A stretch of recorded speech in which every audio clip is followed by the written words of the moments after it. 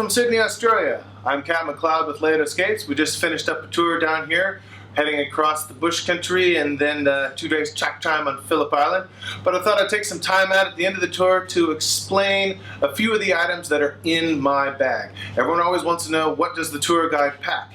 And it's a worthy question because we've learned a few things over the years of doing this time again. So let me start with this. The StopNGo tire repair kit. We've saved a lot of people by the side of the road with this kit, especially when you're far away from civilization or you encounter a automobile driver who thinks they can fix your motorcycle tire with a can of Fix-A-Flat. No, it doesn't work. It's a handy little kit, comes with a tire pump and some pretty serious heavy-duty plugs. We've used this a number of times, very handy, always makes a wonderful gift as well. Second, when you pack your bag for an international flight, you're very mindful of how much it weighs now. Not how big it is, how much it weighs, because there's weight limits.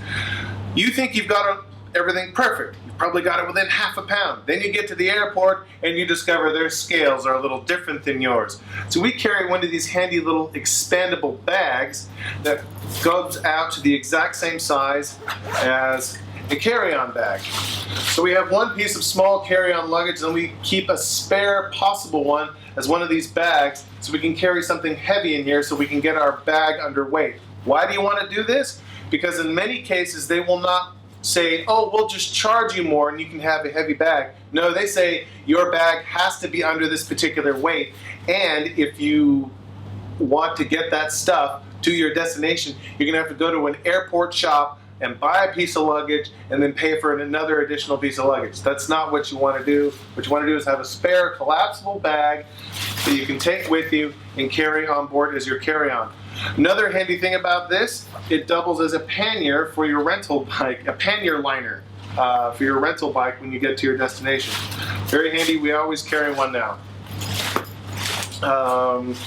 Yeah, made by Aerolite. I think I bought this on Amazon. You'll be able to find one, it's not that hard.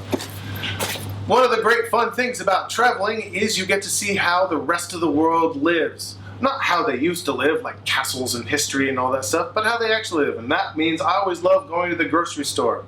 I really do. But one of the things you don't want to go to the grocery store for, or a pharmacy, is looking for medication when you're sick. That means you always want to bring a supply of the medication you might need while you're abroad. But you don't want to bring the whole bottle, so what's handy is you get one of these little tubular sectional containers. You can pick these up at Target in the little travel section, or you can also pick it up in the medication section. I think these things are made for seniors who are supposed to take like special groups of pills every day. I just label them for what's inside, you know, Tylenol, Mucinex, cold medicine, extra drowsy pills for those long international flights, melatonin, Advil or Tylenol for post-track day when muscles are a little bit sore. Very handy because you don't want to go searching for medicine when you're in pain or when you're nauseated. So keep it with you. Just about everything charges off of USB these days, so why not have a single unit that charges for USB? Very good for charging your cameras, charging your phone, any other items that might be USB related, including helmet communication devices. Now, the handy thing about this one is it's adaptable to different parts of the world. This plug is for Australia. This plug's for the United States. Same unit, plugs in just fine. So I'm betting that even if you're not traveling abroad, you could probably use one of these at home, and probably one of your friends could too. Makes a good gift. You will be using your phone a lot. Always get yourself an international data plan or get a local SIM card. But either way, you're going to be using your phone in a lot of ways you don't normally do. You're going to be looking at maps on your phone. You're going to be taking pictures. You're going to be sending pictures. You're going to have a lot more things to update Facebook, Instagram, LinkedIn, Twitter. You're just going to be using your phone a lot more. And that means your poor phone is going to run out of battery. And when you run out of battery with your phone in a foreign place and you suddenly need your phone for an emergency situation, then you're really screwed. It's not very nice to have a client that desperately wants to get in touch with me because they're lost and they can't because their phone has run out of juice. So you bring along one of these. One of these can charge an iPhone, a standard Samsung phone, probably about anywhere from 3 to 4 times. Really handy for those international flights where you want to be listening to music or playing games or watching little movies on your phone or your iPad the entire time. This will keep it fully charged and topped up. Also comes with an accessory light on the back. More importantly, this little thing will jump start a motorcycle. Won't just jump start a motorcycle. I've actually jump started a car with this thing. Not kidding you. This small jump started a car. But there's a lot of companies that make these, so why not give the money to a company that supports the power sports industry? So this unit is an anti-gravity batteries unit. This is the XP3, very handy. So buy one of these, also makes a good gift because you'll be using it a lot when you go abroad.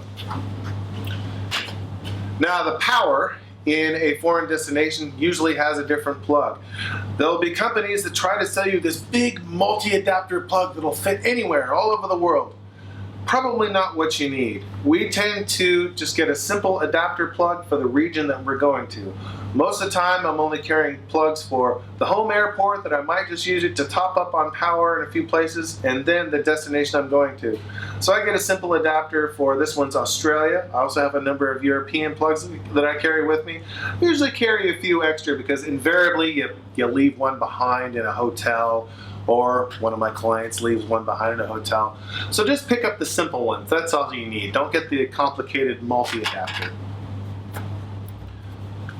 Just about everybody knows I never leave home without my Leatherman tool. Always take off your Leatherman tool before you go through security. For some reason, they don't like you having tools of any kind, whether or not it has a blade or not. I once tried to get a set of Allen wrenches through security. That didn't fly. You can't bring tools of any kind, any hardware tools.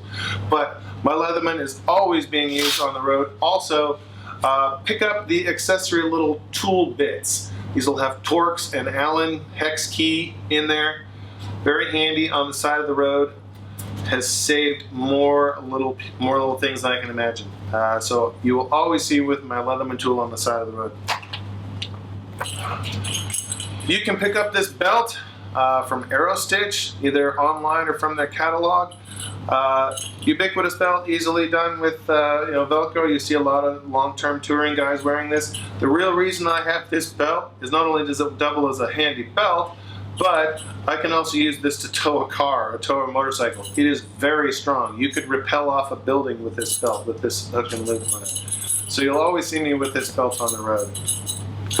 If you want to find out what the tour guides are talking about while you're on the road, then you need a Chatterbox unit. We use the X2 Slim.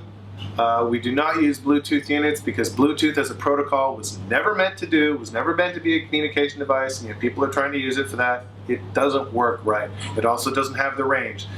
The Chatterbox X2 Slim has a range of about 5 miles. We just tune to one particular channel and boom, that's it. There's no pairing.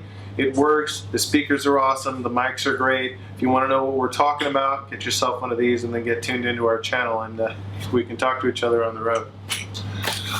Finally, what do you pack your clothes in? I've been using a Rolo bag. They're a little bit expensive, but it's definitely worth it. It rolls up and then expands out. I hang this just about anywhere, any place I'm staying. Very handy. Compresses down with the compression straps. Fits right into a side pannier bag, and very handy, and done a number of tours with it. Anyway, there's lots of other stuff on my bag, but I'll save that for another time. In any case, goodbye from Sydney, Australia. I almost forgot.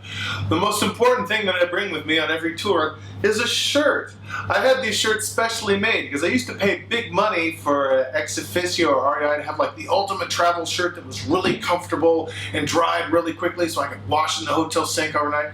So I had Venom, who makes our compression shirts, make these special shirts for us. They're excellent, they're super comfortable, they dry really quick, quicker than the ex officio shirts. I absolutely love them, and more importantly, they're for sale on our website, so you can have one too.